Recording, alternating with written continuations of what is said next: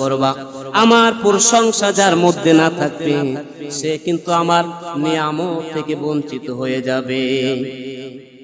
আলহামদুলিল্লাহি রাব্বিল আলামিন, সমস্ত প্রশংসা ওই আল্লাহ রাব্বুল আলামিন।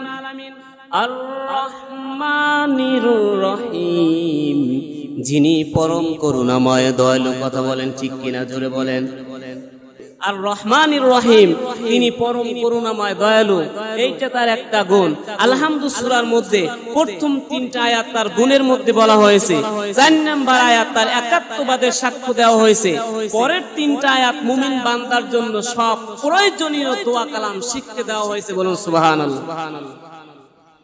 আর রহমানির রহিম, বান্দা তুমি মনে করো যিনি পরম করুণাময় দয়ালু, আপনার উপর আল্লাহ রাব্বুল আলামিনের দয়ালু, তাছাড়া আপনি বেঁচে থাকতে পারতেন না।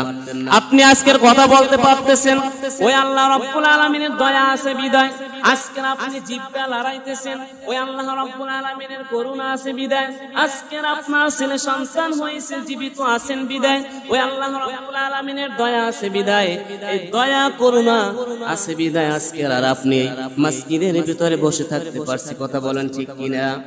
মালিকি ইয়াউমিদ্দিন, ওই দিবসের কথা বলা হয়েছে, কিয়ামত একটা সংগঠিত দিবস হবে।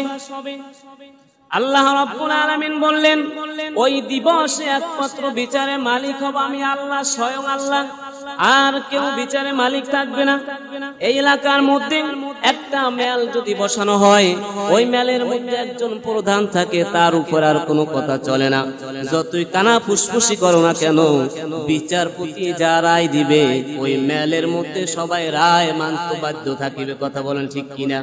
আল্লাহ রাব্বুল আলামিন বলছেন, ওই দুনিয়ার মেলের মতন, দুনিয়ার মেলের মধ্যে 60 লোক থাকে, পরামর্শ করার লোক থাকে, বুদ্ধি দেওয়ার লোক থাকে, কিন্তু বিচার দিবসের মালিকের এমন একটা, বিচার দিবসের মালিক এমন একটা দিন আসবে, ওই দিনে কোন 60 লোক থাকবে না, ওই দিনে কোনো পরামর্শ থাকবে না।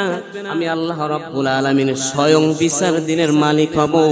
ওই দিবসের মালিক যখন কিয়ামত সংগঠিত হবে, মানুষদেরকে যখন বিচার করা হবে, ওই বিচারের প্রধান থাকবে আমি আল্লাহ রাব্বুল আলামিন। খবরদার, ইয়্যাকা না'বুদু ওয়া ইয়্যাকা নাস্তাঈন, আমরা ইবাদত করব কার? জোরে বলেন, আরো জোরে বলেন। আমরা ওই এক আল্লাহর ইবাদত করি এবং ওই এক আল্লাহর কাছে সাহায্য প্রার্থনা করি, দুনিয়ার কোন মানুষের কাছে সাহায্য প্রার্থনা করি না। কথা বলেন ঠিক কিনা। আমরা প্রার্থনা করি কার কাছে? ইবাদত করি কার? আমরা প্রার্থনা করি ওই আল্লাহর, এবং